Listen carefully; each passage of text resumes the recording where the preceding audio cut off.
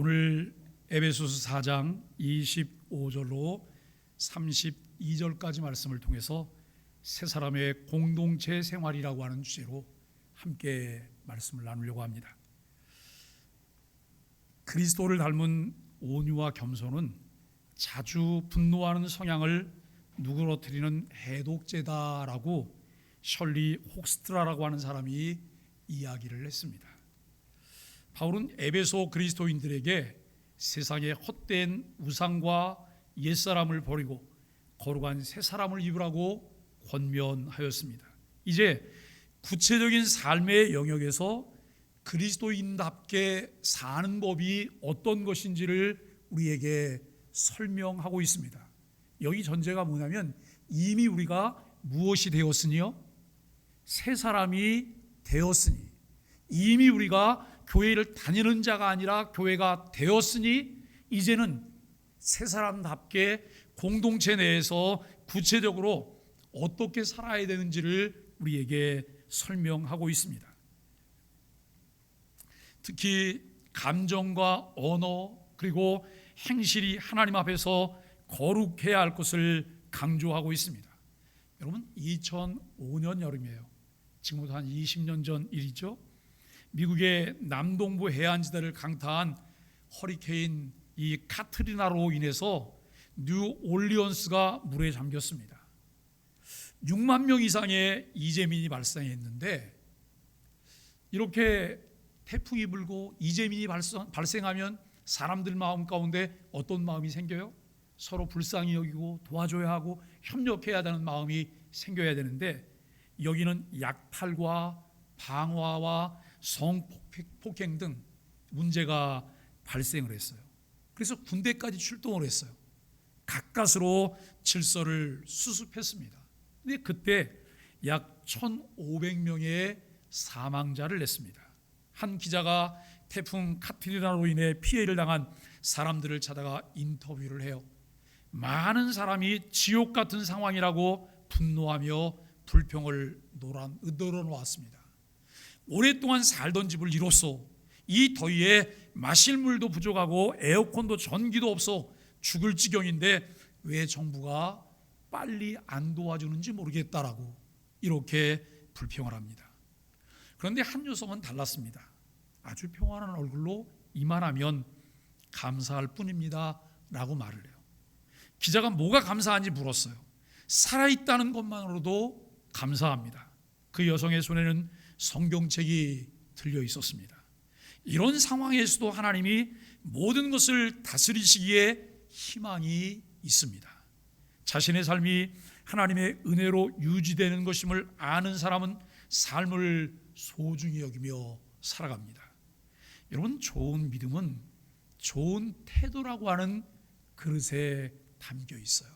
그의 태도를 보면 좋은 믿음을 가졌는지 그것과 전혀 관계없는 것을 가지고 있는지를 알게 돼요. 상황이 아니라 우리 마음이라는 그릇에 무엇이 담겨 있느냐라고 하는 것이 더 중요하다는 말씀입니다. 어지간한 일에는 분노하거나 절망하지 않습니다. 하나님 앞에 자신이 무엇과도 바꿀 수 없는 귀중한 자녀임을 알기 때문이죠. 잘나거나 대단한 일을 해서가 아닙니다. 삶 자체를 하나님이 주셨기 때문에 하나님과 함께하는 순간순간을 누리고 있다라고 하는 거예요. 나는 하나님이 만드신 귀중한 존재다. 하나님의 사랑을 받는 존재다. 그런 나를 나는 사랑한다. 이렇게 자신의 존재를 사랑하고 기뻐하며 살 때 하나님이 선사해 주신 복을 누릴 수가 있습니다. 여러분, 화는 갈등을 일으켜 공동체의 연합을 깨트립니다. 또한 화가 사람의 마음에 오래 머물면 미움이나 증오심이 뿌리를 내립니다. 이것을 성경은 쓴뿌리라고 말을 해요. 세상적으로는 이것을 뭐라고 말한다고요? 우라병이라 그래요. 우라통이 터져 살 수가 없어. 우라통이 터져 살 수가 없다고. 그러므로 화를 속히 풀어내야 합니다. 사람이 성내는 것이 하나님의 의를 이루지 못함이라고 야고보서 1장 20절 말씀이 말씀하고 있는 것을 우리는 기억해야 합니다. 순간을 넘기지 못하고 화를 내면 마귀에게 틈을 주게 되죠. 화가 나도록 하는 일은 없을 수 없다는 거예요. 여러분, 그러나 화가 날 때 그것을 잘 참아내는 것이 성숙된 신앙 인격을 나타내요. 사람은 상대적인 반응을 보이게 돼요. 이것을 보고 활짝 화를 낼 수도 있어요. 그런데 화를 내지 않고 그냥 입 콕 다물고 눈 감아요. 왜요? 참아내느라고. 대응하고 싶지 않아서 참아내느라고 그렇게 하는 경우들도 있어요. 오래 참음과 온유한 태도는 사랑을 실천하는 시작점입니다.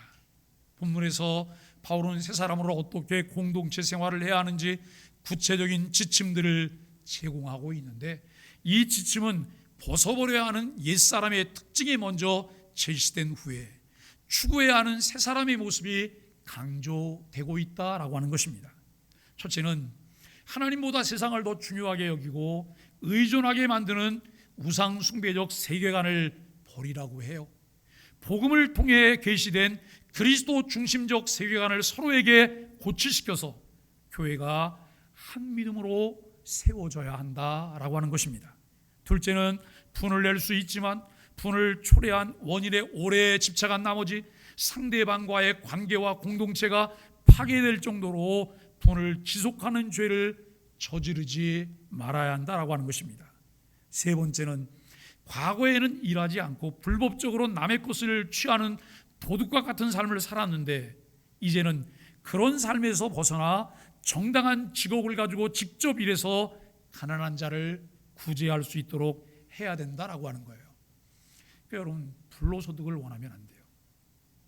남을 속여서 버는 것은 안 돼요. 이것은 하나님이 우리에게 원하시지 않으세요. 그런데 우리는 열심히 일해야 돼요. 열심히 공부해야 돼요. 왜요? 남 주기 위해서요. 이것이 하나님이 기뻐하시는 거예요. 남 주기 위해서, 나만을 위해서 뭘 하는 것이 아니라 남 주기 위해서 우리가 무엇을, 제가 우리 교회 오면서부터 그 얘기를 했는데 아직도 이 말이 이해가 안 되시는 분도 많으실 거예요. 관심이 없기 때문에요. 네 번째, 새 사람으로 변화되지 않은 불경건한 과거의 모습을 그대로 표출하는 더러운 말은 입 밖에도 내지 말고 오직 서로를 세울 수 있는 말을 하며 하나님의 은혜의 통로가 되라고 말씀하고 있습니다. 다섯째는 교회의 거룩과 연합에 역행하는 일들을 말하고 행함으로 성령을 근심하게 하지 말아야 한다는 거예요. 그것은 구원받은 성도의 정체성과 구원을 주시는 하나님의 성품에 어긋나기 때문에 그렇다는 거예요. 여섯 번째, 인간관계를 맺고 공동체에 참여할 때 옛사람의 태도로 나타나는 파괴적인 모습들을 모두 버려야 하고 하나님의 형상을 따라 새롭게 창조된 새 사람답게 하나님이 보여주신 모범을 따라 서로 대해야 한다라고 하는 것입니다. 즉 하나님이 그리스도 안에서 우리에게 친절과 긍휼과 용서를 베푸신 것 같이 우리도 서로를 그처럼 대해야 한다라고 하는 말씀이죠. 여러분, 옷이 사람을 만든다는 말처럼 잘 차려입은 옷은 우리를 바라보는 사람의 평가뿐만 아니라 자신의 태도까지 바꾸게 됩니다.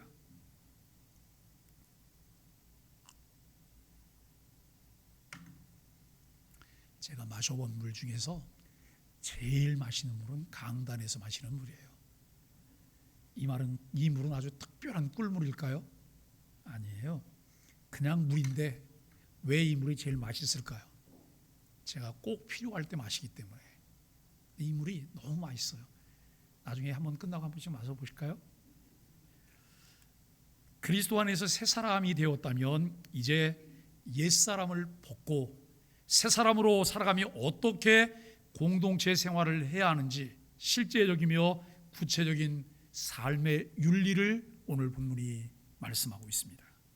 25절로 27절까지 말씀을 보면 틈을 주지 말래요. 누구에게요? 마귀에게 틈을 주지 마라. 바울은 거짓을 벗어버리고 참된 것을 말하라고 당부해요. 이것이 한 몸을 이룬 지체의 모습이라고 말합니다. 진실하지 못하고 거짓을 말한다면 건강한 한 몸이 될 수 없습니다. 새 옷을 입기 전에 본옷을 벗어버려야 돼요. 먼저 거짓을 벗고 진실을 입어야 한다라고 하는 것입니다. 옛사람의 특징은 속임수와 간사한 유혹에 빠져 살아가는 것입니다. 속이는 것은 사탄의 전형적인 특징이에요. 사탄의 악한 유혹에 빠져서 사탄의 하수인 노릇을 하는 사람들이 있습니다. 바울은 이들에 대해서 디모데후서 3장 13절을 통해 이렇게 말을 해요. 악한 사람들과 속이는 자들은 더욱 악하여져서 속이기도 하고 속기도 하나니라고 말을 해요. 진리이신 그리스도의 몸의 지체라면 마땅히 거짓을 버리고 서로에게 진실하게 말하고 대해야 합니다. 그러기 위해서 무엇이 필요할까요? 디모데후서 3장 14절에는 배우고 확신한 일에 거하라. 배우고 확신한 일에 거하라. 참 이상하지요. 교회를 몇십 년을 다녔는데 옛날이나 지금이나 똑같이 변함없는 악습이 우리에게 있어요. 왜 그럴까요? 새 것이 유입되지 않기 때문에. 새 것이 유입되지 않, 너무 잘 알아서 너블너블 말을 잘하세요. 그런데 삶은 아무것도 변한 게 없어요. 왜 그럴까요? 벗어버리지 않았으니 새 옷을 입을 수가 없는 거예요. 편의에 따라서 그것을 사용하기만 해요. 바울은 분을 내더라도 죄를 짓는 데까지 이르지 않도록 주의하라고 경고해요. 바울은 그 분노 자체를 문제 삼지는 않습니다. 분노할 수밖에 없는 상황이 얼마든지 벌어질 수 있기 때문입니다. 그리고 의분을 가져야 할 상황에서 분노할 줄 모른다면 악한 것을 그대로 방관하거나 조장하는 행위라고 할 수 있을 것입니다. 그러나 의분일지라도 분을 참지 못해 죄를 짓는 것은 철저히 경계해야 합니다. 분을 낼 만한 다양한 상황과 이유가 있기 때문에 분을 낼 수 있습니다. 그러나 적절히 통제되지 않는다면 인간관계와 공동체가 상처를 입게 되는 거예요. 분을 내어도 죄를 짓지 말라고 말씀합니다. 해가 지도록 분을 품지 말라고 말합니다. 분을 내게 한 다양한 원인과 문제가 있지만 오래 집착하지 않도록 해야 죄를 짓지 않게 된다는 거예요. 그리고 그렇게 하는 것이 마귀에게 틈을 주지 않는 방법이기도 합니다.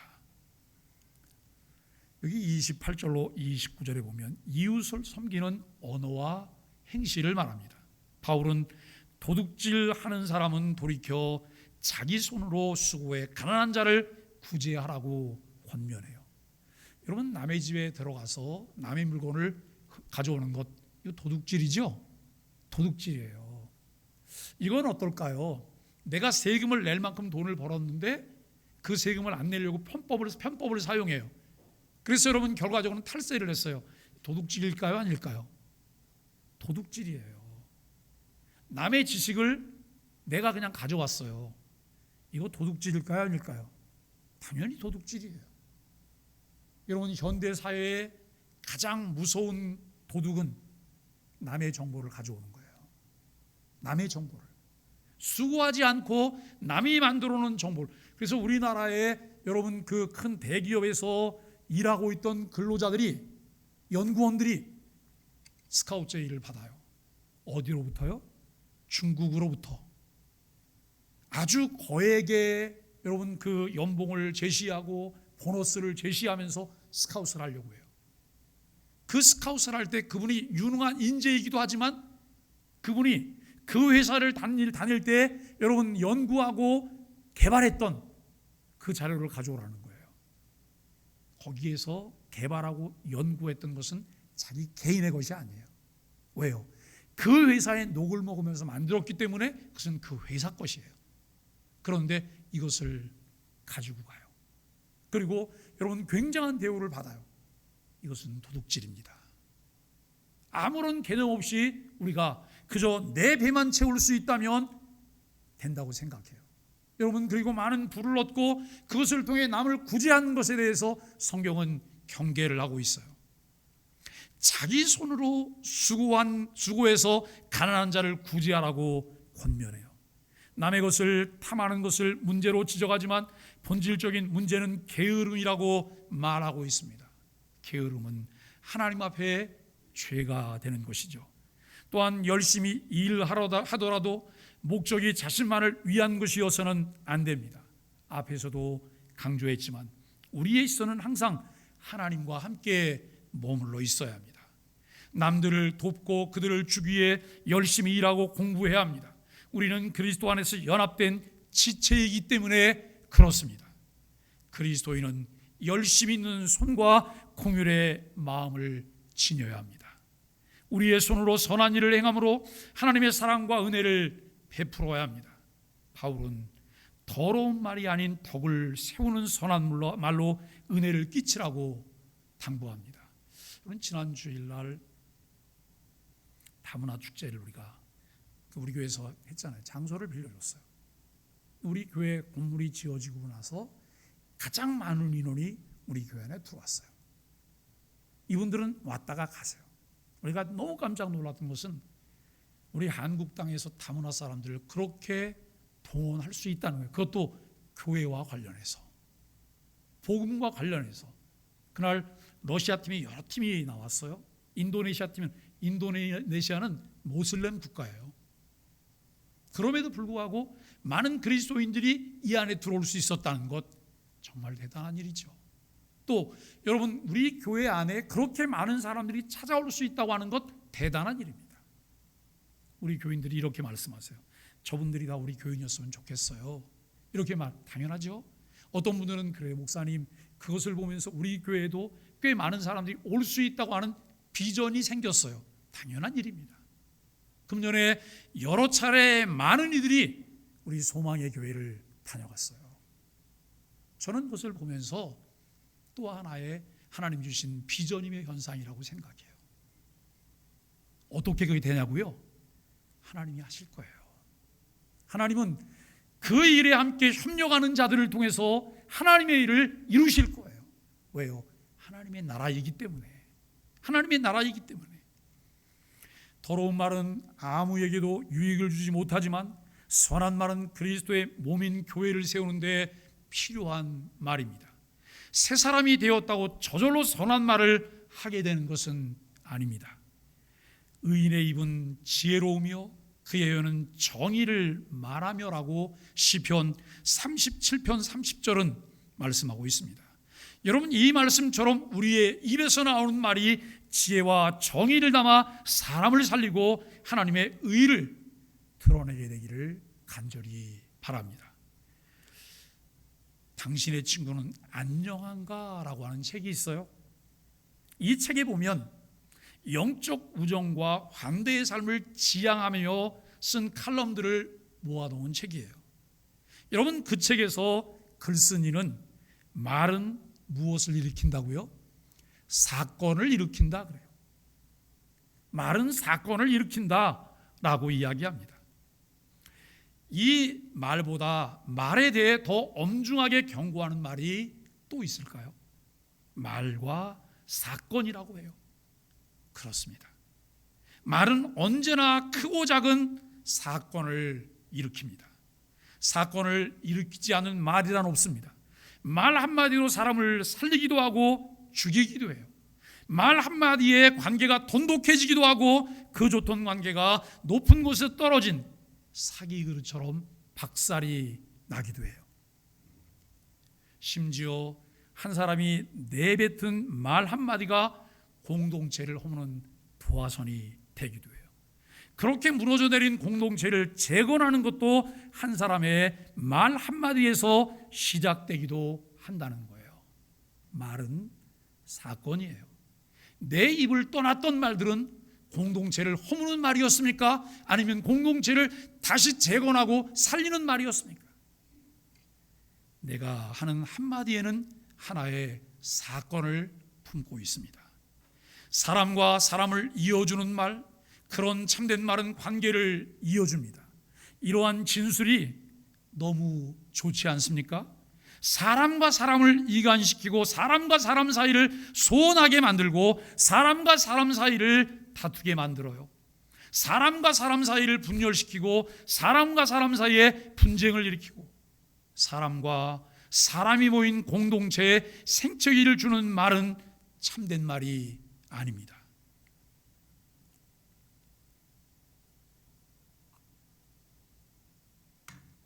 살아계시는 하나님께서 우리가 하는 말을 다 들으시고 그처럼 사람과 사람 사이를 파괴하는 말을 얼마나 미워하시는지를 잘 모르는 것 같아서 애통할 때가 너무나 많아요.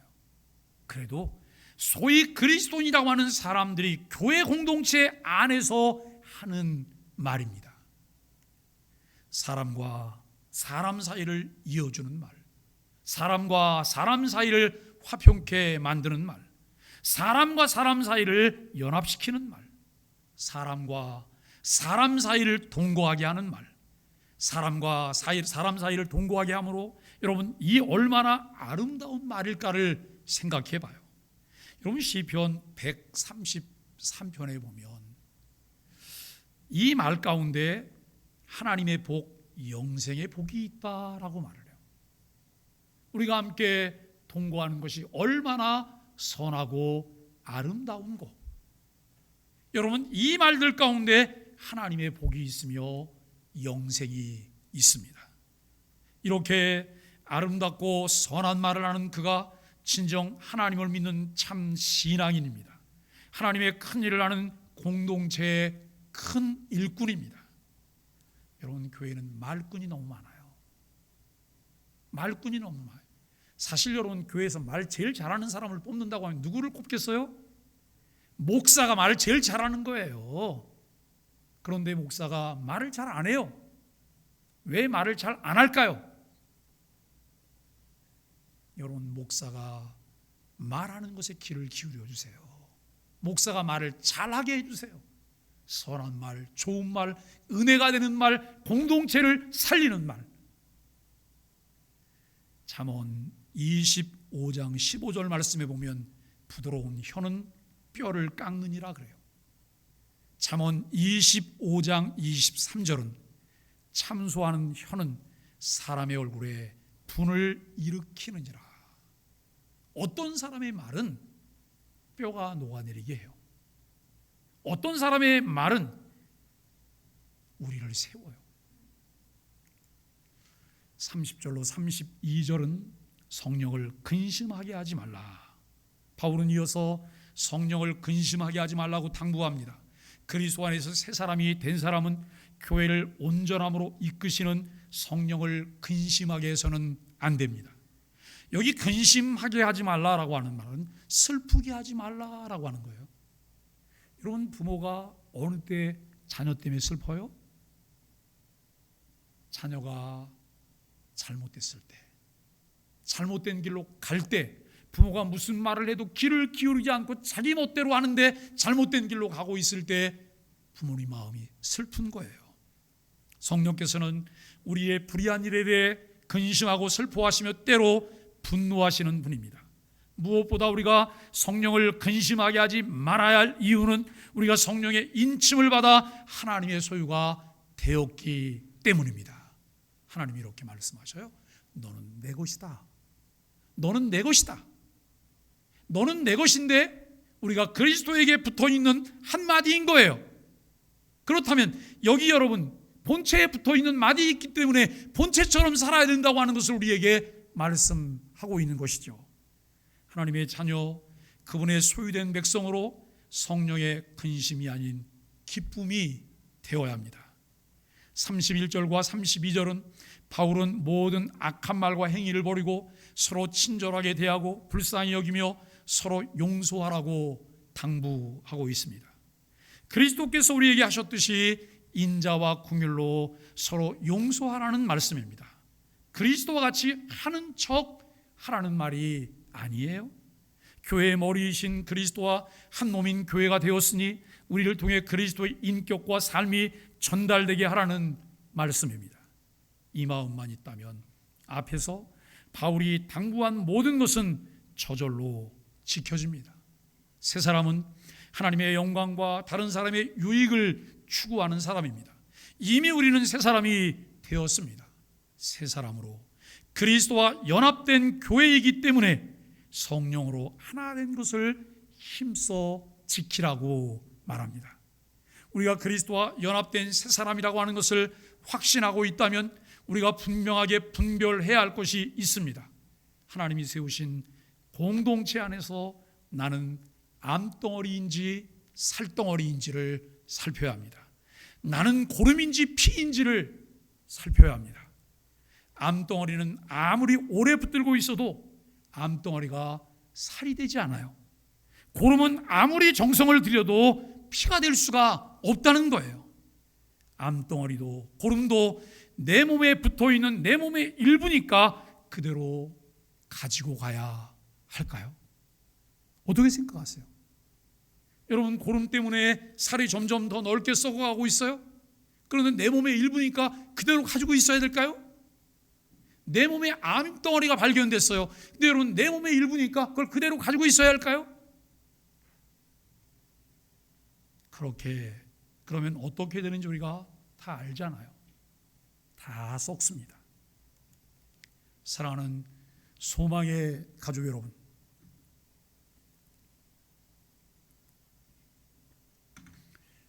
(2017년 12월 17일) 오늘입니다. 여러분, 제가 우리 교회 위임 목사로 부임을 했어요. 제가 우리 교회에 오겠다고 이력서도 내지 않은 사람이에요. 제가 우리 교회에 오겠다고 누구를 만난 적도 없어요. 교회가 다 결정했다고 저한테 와야 된대요. 제가 왜 와야 되냐고 물었어요. 그랬더니 하나님의 뜻이라고 말을 해요. 목사님, 그런 얘기 함부로 하시면 안 됩니다. 제게 뭐라고 말씀하시냐면, 하나님의 뜻이 아니면 이게 교회 안에서 이렇게 결정될 수 있겠냐고. 겁이 덜컥 났어요. 왜요? 이거 안 가면 교회가 혼란해지겠다. 역제안을 제가 했어요.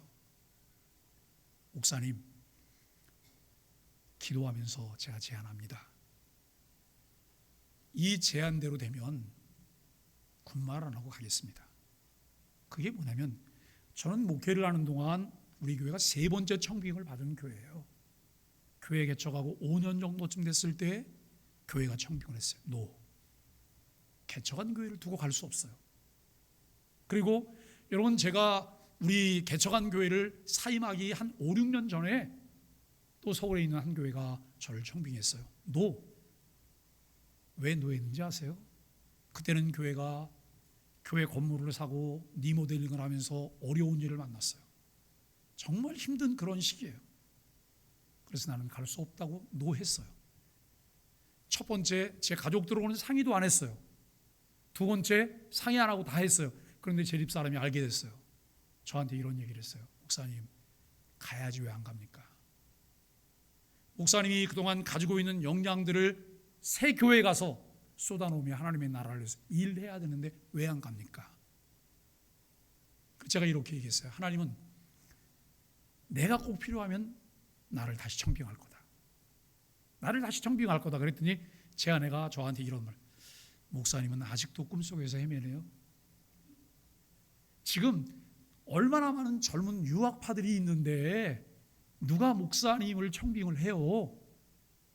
이런 얘기를. 근데 제가 이렇게 말했어요. 하나님은 정확한 분이어서 내가 필요하면 반드시 나를 지명해서 부를 거다. 그리고 몇 년이 지나갔어요. 몇 년이 지나가고 제가 교회와 여러분 학교 사역에 주력하면서 학교 사역을 통해서 굉장한 보람을 얻고 있을 때예요. 교회는 가르쳐도 변화되지 않아요. 그런데 학교는 인천에 일장들 온몸에 문신이 있고 담배를 피고 다니고 이런 쓰레빠를 끌고 다니고 껌을 찍찍 뱉다가 씹다가 아무데나 뱉고 담배 피다 가래침 뱉는 아이들이 우리 학교로 와요. 그런데 이 아이들이 6개월만 지나면 제 안에 들어오기 시작해요. 6개월만 지나면. 요즘 제가 이제 그 학교를 떠나서 여러분 벌써 6년이 됐잖아요. 졸업한 아이들이 벌써 27, 8이 돼갖고 시집 장가가는 아이들이 생겼어요.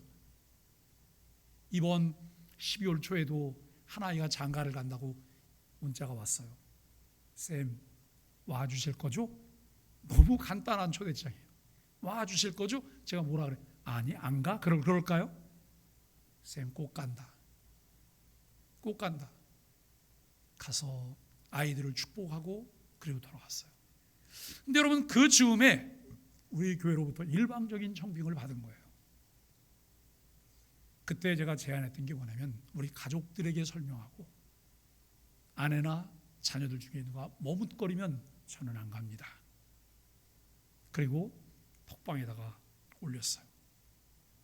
제 아내가 가야죠 그래요. 아들과 딸이 아빠 이번에는 꼭 가셔야 될 것 같아요. 제가 원로 목사님께 전화를 드려서 목사님 가겠습니다. 그랬더니 이분이 12월 초에 저한테 뭐라고 말하냐면, 그 주간 주일날은 12월 10일부터 교회 부임해서 위임 취임식하고 그렇게 와야 된다는 거예요. 목사님 그럴 수 없어요. 왜냐하면 목사의 고향은 어디냐면 노회예요. 노회가 거취를 결정하는 거예요. 노회가 허락해야 제가 올 수 있는 거예요. 그래서 노회 임시노회도 해야 하고 허락을 받는 절차가 있으니 한 주 늦춥시다. 사실 여러분, 그 짧은 시간에 노회 안에서 결정한다고 하면 쉬운 일이 아니에요. 그런 노회가 일사천리로 회의하고 결정해줘서 12월 17일 날 제가 교회 부임해서 12월 17일 날 오후에 위임식을 했던 거예요. 여러분, 이러면서 6년이 왔어요. 그런데 우리 소망의 교회는 지금도 계속 공사를 하고 있어요. 전체를 새롭게 하기 위해서 리모델링을 하고 있어요. 건강한 교회, 교회다운 교회를 위해서 결단이 필요한 때예요. 새롭게 세워가기 위해서 과감하게 철거할 것은 철거해야지만 새로운 것을 세울 수가 있습니다.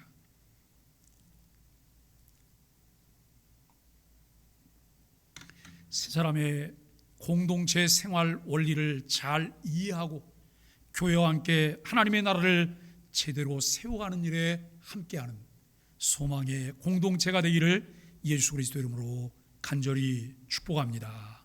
우리 함께 인사하겠습니다. 아시레 예수님 때문에 당신이 최고십니다. 우리 소망의 교회에서 함께 예배할 수 있어서 기쁩니다. 사랑하고 축복합니다. 438장 찬송하겠습니다.